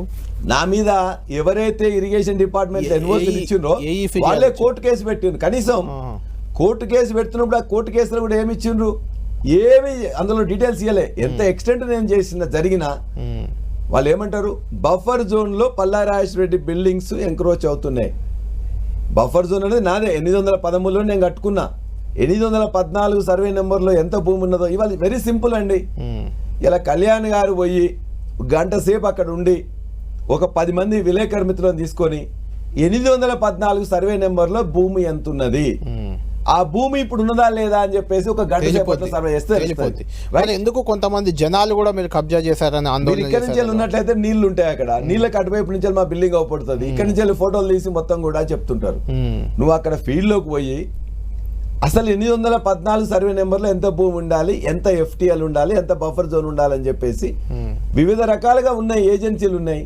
వాళ్ళు ఇచ్చిన దాన్ని వాళ్ళది మాది రెండు చూడండి. మీరు అప్పుడు అనుమతి తీసుకోవడానికి ఏజెన్సీలను ప్రభావం చూపించారు, మీరు గవర్నమెంట్లో ఉన్నారు కాబట్టి వాళ్ళపై ఒత్తిడి తెచ్చారు, అందుకే పర్మిషన్ ఇచ్చారు వాళ్ళు అనే రకంగా కూడా ఇవాళ కూడా చెప్తున్నా కదా. ఇవాళ ఇస్రో ఇచ్చిన ఎన్ఆర్ఎస్ ఎప్పటి నుంచి ఆ ల్యాండ్ మీద ఎప్పటి నుంచి నేను 20 ఎకరాలు 20 సంవత్సరాల నుంచి నాకు ఆ ల్యాండ్ అనేది ప్రొక్యూర్ చేసిన. అక్కడ ఉన్న పెద్ద పెద్ద నాయకులే నాకు ఇప్పించిండ్రు. అక్కడ ఉన్న ఇప్పుడున్న పెద్ద పెద్ద నాయకులు ఇతర రాజకీయాల్లో కూడా రాజకీయాల్లో నేను లేనప్పుడు నాకు పర్మిషన్లు ఇచ్చేటప్పుడు ముందు చంద్రబాబు నాయుడు గారి గవర్నమెంట్, ఆ తర్వాత రాజశేఖర రెడ్డి గారి గవర్నమెంట్, ఆ తర్వాత ఇవి వచ్చినప్పుడు అంటే ఇక్కడ ఉన్న కొన్ని ఇప్పుడున్న బిల్డింగ్స్ వచ్చినప్పుడు గత ప్రభుత్వంలో టిఆర్ఎస్ ప్రభుత్వం ఉన్నాం. అంతేగాని నేను ఇన్స్టిట్యూషన్స్ పెట్టి 27 సంవత్సరాలు అయింది. ఈ 27 సంవత్సరాల్లో నాకు ఏనాడు కూడా ఇబ్బందులు కలగలే. ఈ 9 నెలల్లోనే వాళ్ళు ఇబ్బందులు కలిగిస్తున్నారు. ఏం తప్పు చేసినామని వాళ్ళు చెప్పిండ్రు, భూమి కబ్జా జరిగిందని చెప్పిండ్రు. చెప్పండి, 1 ఇంచు కబ్జా ఎక్కడన్నా చేసిన 9 నెలల నుంచి 9 అంగుళాలు కూడా ఎక్కడ ఉందని తేల్చిండ్రా? ఇవాళ కూడా నా భూమి ఎట్టి పరిస్థితుల్లో నా బిల్డింగ్స్ అనేది బఫర్లో లేవు, ఎఫ్టీఎల్లో లేవు, అన్ని చట్టాల ముందు కూడా నేను ఖచ్చితంగా చూపిస్తా. అందుకే ఎవరైనా మిగతా అన్ని ఇన్స్టిట్యూషన్స్ని మిగతా వాళ్ళందరినీ కొట్టేసినట్టు మా దగ్గరికి వస్తే రేపు పొద్దున నష్టపోయేది నేను ప్రస్తుతం టెంపరీగా నష్టపోవచ్చు, కానీ అధికారులు మొత్తం కూడా రేపు ప్రతి పైసా దాన్ని చెల్లించాల్సి వస్తుంది. అధికారులు ఖచ్చితంగా చట్ట వ్యతిరేకంగా చేస్తే, ఇల్లీగల్గా చేస్తే న్యాయం ఉన్నది, చట్టం ఉన్నది, సర్వోన్నత న్యాయస్థానం ఖచ్చితంగా వాళ్ళందరినీ కూడా వాళ్ళది ఏది కరెక్టో వాళ్ళకి చెప్తుంది. వాళ్ళు కరెక్ట్ అని చెప్పినప్పుడు శిక్షించబడతారు. కాబట్టి ఇల్లీగల్గా ఎవరు కూడా చేయడానికి లేదు. నాది ఇల్లీగల్ ఉంటే నాకు చెప్పండి, నోటీస్ ఇవ్వండి, చూపించండి. నేను చెప్తున్న వారి రంగనాథ్ గారు చెప్పారు మొత్తం కూడా ఏది ఎన్ఆర్ఎస్ఏ మ్యాప్స్ అని. నా దగ్గర ఎన్ఆర్ఎస్ఏ మ్యాప్ ఉంది, చూపించారు కదా, ఎన్ఆర్ఎస్ఏ మ్యాప్ ఉంది, సర్వే ఆఫ్ ఇండియా మ్యాప్ ఉంది, హెచ్ఎండిఏ మీరు ఇప్పుడే ఇక్కడ ఆన్ చేసి చూడొచ్చు. 42 ఎకరాల నుండి 60 ఎకరాలు అని చెప్పి అధికారులు చెప్తారు. అధికారుల మీద ఒత్తిడి చేస్తారు, ఇష్టం వచ్చినట్టు కేసులు పెడతారు. 6 కేసులు పెట్టారు నా మీద. ఎందుకు? జనగామలో మీ ల్యాండ్ మీద ఎందుకు కన్నేసింది హైడ్రా కానీ అధికారులు కానీ? దాన్ని ఎందుకు అంటే ఆక్యుపై చేయాలనుకుంటున్నారా? మీరు ఇల్లీగల్ అని చూపించి మిమ్మల్ని డిఫేమ్ చేయాలనుకుంటున్నారా? ఏంటి అసలు? నన్ను డిఫేమ్ చేయడంలో భాగంగా నా మీద భూమి సంబంధించిన కేసులు, నా మీద, నా భార్య మీద, నా కొడుకు మీద. ఎందుకు రాజశేఖర రెడ్డి గారు మీ మీద పదే భూ కబ్జా ఆరోపణలు వస్తుంటాయి? గతంలో మీరు అధికార పార్టీలో ఉన్నప్పుడు కూడా వచ్చాయి. నేను అదే భూమి మీద అదే ఇష్యూ మీద ఇప్పటిదాకా 5 అంగుళాలు కానీ 5 ఫీట్లు కానీ నేను ఇక్కడ తీసినని చెప్పేసి నేను ఛాలెంజ్ చేసి చెప్తున్నా. నాకు సంబంధించిన భూమి కాకుండా 1 అంగుళం కూడా ఎక్కడన్నా వేరేది ఉంటే అడగండి. మీరు ఎవరైనా ఇప్పుడు ఇవాళ నా మీద ఎంతమంది ఏజెన్సీస్ వేసిన అనుకున్నారు వాళ్ళు? Vigilance and enforcement, revenue department, irrigation department, police department, intelligence department, education department 9 నెలల నుంచే మొత్తం కూడా అనువు కాలిస్తున్నారు. ఎక్కడ తప్పులు దొరుకుతాయా, ఏ విధంగా కొట్టేయాలన్నా, ఏ విధంగా మూసేయాలన్నా నాకు సంబంధించిన కాలేజీలలో, విద్యాజ్యోతి కాలేజీలో ఉన్న సీట్లు 240 సీట్లు తగ్గించారు. ఈ రాష్ట్రంలో ఉన్న సీట్లు తగ్గించింది. అంటే ఎందుకు రాజశేఖర రెడ్డి గారు? ఎందుకంటే మీ మీద ఇట్లా ఒత్తిడి పెంచి, అంటే మీరు కూడా హరీష్ రావు గారు కూడా మాట్లాడారు, ఇలా మా ఎమ్మెల్యేల మీద ఒత్తిడి తెచ్చి పార్టీలో చేర్చుకోవాలని చూస్తున్నారని. అంటే మీతో ఏమైనా చర్చలు జరిపారా? మీరు పార్టీలోకి పోలేదని కోపం కూడా ఏమైనా ఉందా ఇందులో? ఖచ్చితంగా ఉంటది కదా. అందుకే హరీష్ రావు గారు చెప్పి నేను పదే వాడు పదే అన్నారు. ఆయన అనేక మందిని వాళ్ళు రప్పించుకోవడానికి ప్రయత్నం చేస్తున్నారు. అంటే మీతో మాట్లాడారా ఏమైనా ఎప్పుడైనా? అవన్నీ నేను వివరాలు చర్చించారు. ఖచ్చితంగా నన్ను ఆ పార్టీలో ఉండకుండా ఉండాలనే ప్రయత్నం వాళ్ళు చేస్తున్నారు. అది ఎట్టి పరిస్థితుల్లో జరగదు. నేను బీఆర్ఎస్ పార్టీ చేత ప్రజలతో ఎన్నుకోబడ్డవాడిని కాబట్టి ప్రజలు నాకు ప్రతిపక్ష పాత్రను ఇచ్చినప్పుడు నేను అది పూర్తి చేయాలి. అంతే తప్పగా ఒక సిద్ధాంతానికి కట్టుబడి ఉండేవాడిని, ఒక వాదానికి కట్టుబడి ఉన్నవాడిని, తెలంగాణ ఉద్యమంలో జైలుకు పోయిన వాడిని. ఆ తర్వాత కూడా 10 సంవత్సరాలు కేసీఆర్ గారు ఇచ్చిన అవకాశంతో ప్రభుత్వంలో భాగస్వామిగా ఉన్నవాడిని. కాబట్టి ఇవాళ ఏదో ఒక పదవి కోసమో, ఒక కాలేజీలో సీట్ల కోసమో, లేకపోతే ఇంకో యొక్క లాభాపేక్ష కోసమో పార్టీలు మారేవాని కాదు, ఎట్టి పరిస్థితుల్లో మారను. ఒకటి ఎవరెన్ని ఒత్తిడి తెచ్చినా, అవమానపరిచినా, అవహేళన చేసినా, ఇబ్బందులు పెట్టినా, కేసులు పెట్టినా, అక్రమంగా అరెస్ట్ చేసినా, జైలుకి పంపించినా ఖచ్చితంగా నిక్కచ్చిగా నిలబడతా. ఖచ్చితంగా ఇవాళ బీఆర్ఎస్ పార్టీ ఇచ్చిన బాధ్యతలేదో పూర్తి చేస్తా. మీరు ఖచ్చితంగా మీరు చెప్తున్నారు వీటితోని, ఇది నేను చట్టపరంగానే కొట్లాడతా. న్యాయం నా వైపు ఉందని చెప్పి నాకు తెలుసు. అధికారులకు ప్రజెంట్ చేస్తా, అవసరం అనుకున్నప్పుడు కోర్టుకు వెళ్తా. ఇది ముఖ్యమంత్రి చూడాలి, మంత్రులు చూడాలి. ఇవాళ అందరూ ఇష్టం వచ్చినట్టు వాళ్ళే చెప్పారు. ఇలా పల్లం రాజు గారు కేంద్ర మంత్రి, వారిది అనుమతులు ఉన్నాయని చెప్పి చెప్పిండ్రు. వాళ్ళది కూడా మొత్తం కూడా కొట్టేసిండ్రు. వాళ్ళు చెప్తే ఆయనే చెప్పిండు, దానికి ఇంతవరకు ఎవరు సమాధానం చెప్పలే. దానికి అదేవిధంగా ఇక్కడ కొంతమంది ఎంత దుందుడుకుగా చేస్తున్నారు. ఒక అర్ధగంట టైం ఇవ్వండి, అందులో ఉన్న సామాను బయట పెట్టుకుంటే ఏం తప్పు? ఒకవేళ అర్ధగంట టైం ఇస్తే ఆ సామాను పెట్టుకుంటే అది కొట్టుకుంటా పోవచ్చు కదా. ఆ సామాను ఏదైతే కొద్దిగా అత్యంత విలువైన సామాను ఉంటే ఒక రాక్షసానందం, దాన్ని కూడా మొత్తం పలగొట్టి ఈవెన్ ఇన్కన్వెన్షన్ లో కూడా అలానే చేశారు. అవసరం లేదు కదా. ఒకవేళ నా సామాన్ ఏమైనా ఉన్నట్లయితే సామాన్ వరకు బయట పెట్టుకుంటా అని చెప్పేసి అంటే కూడా ఇవ్వకుంటే చాలా. దీనిపై మీ వైఖరి ఏంటి, మీ పార్టీ వైఖరి? హైడ్రాపై కానీ వీళ్ళ కూల్చివేతలపై కానీ ఇలా నేను ఒక మూడు పాయింట్లు వ్యక్తిగతంగా పక్కన పెడితే పార్టీ పరంగా. ఒకటి, ఇవాళ పేద ప్రజలు ఎవరైతే వాళ్ళ దగ్గర ఇవాళ అనేక బఫర్లు కానీ ఎఫ్టీఎల్ కానీ ఇక్కడ ఉన్నట్లయితే మీరు మొత్తం కూడా అది కాపాడాలని చెప్పేసి మీకు మొత్తం కృతనిశ్చయంతో ఉంటే వాళ్ళందరికీ పునరావాసం ఏర్పాటు చేయండి. మొట్టమొదటి పేదవాళ్ళు ఎవరైతే ఉన్నారో, గుడిచెలు వేసుకున్నారో లేకపోతే మిగతా వేసుకున్నారో వాళ్ళందరికీ అలా ప్రభుత్వ భూమి కానీ మిగతా వేయడంలో తప్పు లేదు. హైడ్రా దాన్ని మేము ఖచ్చితంగా స్వాగతించినాం, మా పార్టీ స్వాగతించింది. మీ దుందుడుకు విధానాలను వ్యతిరేకిస్తున్నాం, నోటీసులు ఇవ్వకపోవడాన్ని వ్యతిరేకిస్తున్నాం, వాళ్ళ కనీస సమయం ఇవ్వకపోవడాన్ని వ్యతిరేకిస్తున్నాం. నువ్వు లీగల్గా కరెక్ట్గా ఉన్నట్లయితే ప్రభుత్వము ఖచ్చితంగా డే టైంలోనే చెప్పి కొట్టండి, తప్పే ఉన్నది. చెప్పకుండా దొంగరాత్రి పోయి 4 గంటలకు 3 గంటలకు పోయి సామాను కూడా తీసుకునే టైం లేకుండా కొట్టాల్సిన అవసరం లేదు కదా. మీరు చేసేది కరెక్ట్ కదా. కాబట్టి పేద ప్రజలను దయచేసి కాపాడండి, పేద ప్రజల దగ్గరికి వెళ్ళకండి. రెండోది, మిడిల్ క్లాస్ వాళ్ళు ఉన్నారు. మిడిల్ క్లాస్ లో ఈ పక్కనే దీని యొక్క ఆఫీస్ పక్కనే నెక్టర్ కాలనీ కావచ్చు, దుర్గం చెరువు పక్కన కావచ్చు, 240 మంది వాళ్ళందరి 31 ఏళ్ల కింద కట్టుకున్న తర్వాత ముఖ్యమంత్రి తమ్మునికే నాకు తెలియదు అంటాడు. మరి మీరే అత్యంత ఎక్కువ రాజకీయాల్లో ఎక్కువగా నాలెడ్జ్ ఉంటుంది, మరి మీకే ఎక్కువ కూడా మొత్తం కూడా భూ సంబంధాలు చేస్తుంటారు. మీకే నాలెడ్జ్ లేకపోతే మిగతా 240 మందికి ఎట్లుంటుంది? కాబట్టి వాళ్ళందరూ చట్టబద్ధంగా కొనుక్కున్నారు. కాబట్టి చట్టబద్ధంగా మీరందరూ అనుమతులు ఇచ్చిండ్రు. లేఅవుట్ పర్మిషన్ ఇస్తారు, మిగతా అన్ని పర్మిషన్స్ ఇస్తారు, ఇరిగేషన్ పర్మిషన్ ఇస్తుంది. ఇవాళ నోటీస్ ఇచ్చి కొడదామంటే ఎట్లుంటుంది? అది చట్ట వ్యతిరేకం. మూడోది, మీరు ఎక్కడైనా చెరువుల్లో ఇవాళ హుస్సేన్ సాగర్ కావచ్చు, లేకపోతే హిమాయత్ సాగర్ కావచ్చు, లేకపోతే గండిపేట కావచ్చు, అక్కడ ఉండే ఫామ్ హౌస్లలో ఇంకేదైనా ఉన్నట్లయితే కొట్టిపడేయండి, ఏమి ఇబ్బంది లేదు. బీఆర్ఎస్ కాదు, కాంగ్రెస్ కాదు, బీజేపీ కాదు, ఎవరి పైన కొట్టేయండి, దాన్ని ఎవరు కూడా ఇబ్బంది కాదు. నాలుగోది, నాది వ్యక్తిగతంగా మీరు మాట్లాడేది ఇన్స్టిట్యూషన్స్ లెవెల్లో నేను నా యొక్క నీలిమ హాస్పిటల్ ద్వారా 10 నెలల్లో 1,00,000 మందికి ఉచిత వైద్యం చేసినాం. ఆరోగ్యశ్రీ తీసుకోలే, ఒక్క CMRF తీసుకోలే. మీ యొక్క ప్రభుత్వం ఉందిగా చెక్ చేసుకోండి. 1,00,000 మందికి అలా ఉచిత వైద్యం చేసినాం. అక్కడ ఉండే ఉచిత వైద్యాన్ని మొత్తం ఆపేస్తాని చెప్పేసి అంటారా ఎవరు? అదే విధంగా కాలేజీ, ఒక మెడికల్ కాలేజ్ దాన్ని నీకేం నష్టం జరగట్లేదు కదా. అదే విధంగా ఇవాళ నా యొక్క తెలంగాణలో ఎంతమంది ఉన్నారండి? 2-3 ఇవాళ తెలంగాణ వాళ్ళు ఉన్నారు, మిగతా అందరు తెలంగాణ ఏతరులే. ఒక పల్లారాజేశ్వర రెడ్డి, ఒక SR కాలేజ్ తప్ప, SR యూనివర్సిటీ తప్ప మిగతా అన్ని యూనివర్సిటీలు, అది KL యూనివర్సిటీ, గీతం యూనివర్సిటీ, ఆక్స్ఫర్డ్ యూనివర్సిటీ, మన పైన అనేక యూనివర్సిటీలు ఇవాళ ఉన్నాయి కూడా. విజ్ఞాన యూనివర్సిటీ, ఇప్పుడు కొత్తగా పెట్టిన అనేక యూనివర్సిటీ, గురునానక్ యూనివర్సిటీ, అందరూ కూడా తెలంగాణ ఇతరులే. తెలంగాణ వీళ్ళు 2, 3 పెట్టుకుంటే దాన్ని కథం చేయాలి, క్లోజ్ చేయాలి, కొట్టేయాలి. తెలంగాణ వ్యతిరేకవాదాన్ని అలా తీసుకొస్తున్నారు తప్ప మేము ఖచ్చితంగా నిటారుగా నిలబడి ఉన్నాం, నిక్కచ్చిగా ఉన్నాం, చట్టబద్ధంగా ఉన్నాం. కాబట్టి అదే విధంగా ఉంటాం. అధికారులు కూడా అదే విజ్ఞప్తి చేస్తున్నాం, ప్రభుత్వాన్ని కూడా విజ్ఞప్తి చేస్తున్నాం. పేదలను టచ్ చేయకండి, ఒక టచ్ చేయదలుచుకుంటే పునరావాసం వేయండి. మధ్యతరగతి వాళ్ళకు పర్మిషన్ లేకపోతే కొట్టండి, పర్మిషన్లు ఉంటే ఇబ్బంది కాదు. మీరే ఫామ్ హౌస్ లో అక్కడే ఇక్కడ ఉండే దానివల్ల ఎవరు కొట్టడం నష్టం లేదు. చివరిగా మాలాంటి ఇన్స్టిట్యూషన్స్ ని ఇవాళ టిఆర్ఎస్ పేరు మీద, కేసీఆర్ పేరు మీద, పల్లరాజుడి మీద కొట్టేస్తే నాకంటే ఎక్కువ నష్టం ప్రజలకు వస్తుంది. కానీ నేను ఎట్టి పరిస్థితుల్లో వదిలిపెట్టాను. వాళ్ళందరినీ కూడా చట్టం చేతిలో వాళ్ళన్ని కూడా డాక్యుమెంట్స్ చూపించి, ఒకవేళ వాళ్ళు ఇంకా కూడా నన్ను ఇబ్బంది పెట్టే ప్రయత్నం చేస్తే సర్వోన్నత న్యాయస్థానం దగ్గరికి పోతా. ఇవాళ ఇచ్చిన పర్మిషన్స్ అన్ని కూడా నిజమని చెప్పేసి నిరూపిస్తా. వాళ్ళందరికీ కూడా నాకు నష్టం జరిగితే మాత్రం ఆ నష్టాన్ని వాళ్ళే పూడ్చే విధంగా నేను చేస్తా. Right, thank you Rajeshwara Reddy గారు. మొత్తానికి హైడ్రా రాజేశ్వర రెడ్డి గారిని టార్గెట్ చేసిందని భావిస్తున్నారు. అయితే దాన్ని ఎదుర్కొనేందుకు న్యాయపరంగా ముందుకు వెళ్తాను, ఖచ్చితంగా అధికారులు తప్పు చేస్తే మాత్రం సహించేది లేదు, ఎక్కడికైనా వెళ్లేందుకు సిద్ధమని చెప్తున్నారు. అదేవిధంగా బీఆర్ఎస్ పార్టీ కూడా ముందు మరింత ఉత్సాహంతో ముందుకు వెళ్తుంది. కేసీఆర్ కూడా రంగంలోకి దిగే అవకాశం ఉంది, దిగుతారని కూడా ఆయన చెప్తున్నారు. చూడాలి ఏం జరగబోతుంది రానున్న రోజుల్లో. హైడ్రా బుల్డోజర్లు పల్లా యూనివర్సిటీ వైపు, అనురాగ్ యూనివర్సిటీ వైపు వెళ్తాయా, లేదంటే వాటిని న్యాయపరంగా రాజేశ్వర రెడ్డి గారు అడ్డుకుంటారా, మనం వేచి చూడాలి. ఇది పల్లా రాజేశ్వర రెడ్డి గారితో వీకెండ్ ఇంటర్వ్యూ.